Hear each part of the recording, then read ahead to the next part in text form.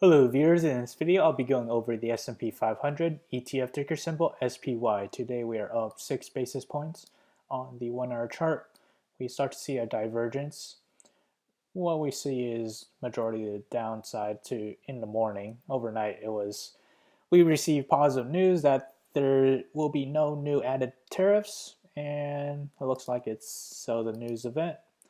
On the 4 hour chart, we are resting on the 9 moving average on the 4 hour chart. We begin to see a possible divergence on the MACD, and overnight we were hitting overbought RSI. If we expand out to the daily chart, we broke to all-time high earlier today, and at the moment we start to see a convergence on the daily MACD, and we are approaching overbought RSI. We have not yet touched overbought yet. And at the moment, I do see a possible support around the 9-day and 18-day moving average. Right here, we see a price concentration and past resistance that dated back to November 19. And let's mark that as our immediate support, and that is around the price of $312.65. And at the moment, the resistance will be the all-time high, which is $318.67. So if we were to move that down lower, that price movement is roughly around 1.3% to the downside, and to the upside it is around 66 basis points to the upside.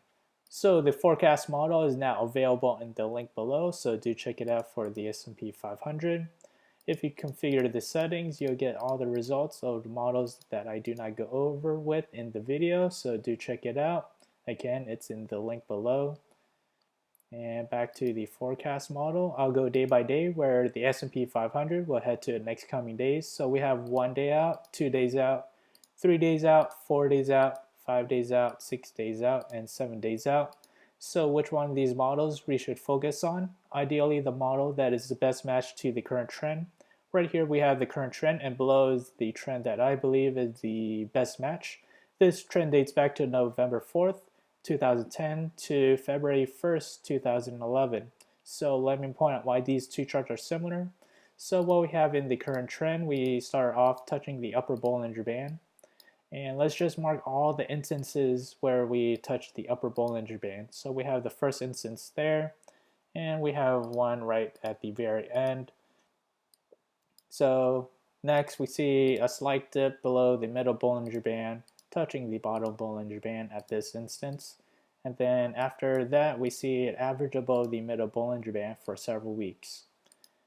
And right here, after averaging above for several weeks, we see it dip slightly below the middle Bollinger Band. So we have those points right there. And right here, we start to see a similar pattern shaping in the current trend as well. We start off at the upper Bollinger Band. Next, we match all the instances where we touch the upper Bollinger Band as well, one at the end. And after touching the upper Bollinger Band, we proceeded to dip slightly below. In this instance, we not quite touched the bottom Bollinger Band, but it was a major effort in touching, or a good attempt, dipping below the middle Bollinger Band. And we average above the middle Bollinger Band for several weeks. And finally, we match the point where we revert back to the mean to touch the middle Bollinger Band right near the end. So what we have is 1, 2, 3, 4, 5 points. We also have 1, 2, 3, 4, 5 points. So there's reason to believe that the trends and patterns are the same. The outcome and forecast should be fairly the same. So the model that we just examined was 2010, November 4th to 2011, February 1st. Back then, the S&P 500 continued to move on higher, up to 1.2%. So we may see the S&P 500 continue to climb up higher. So let's check out the day-by-day probability. So what we have here, we have a good chance or more probability of the S&P 500 heading higher overall than heading down lower, and I do notice that there's a greater chance compared to a 1% chance lower. So we do see 66% and above 50%.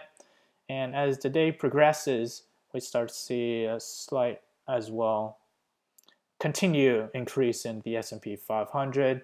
So there's minor chances. Again, we only see a slight dip, 17% going down further than between 1 and 2% down lower. So keep that in mind. And the model that I found for the current trend, I compared it to the other trends, and I found that the 2010 to 2011 trend was the best match. So again, this model is now available in the link below, so do check it out. And if you enjoy this content, feel free to like, comment, subscribe, and thank you for watching.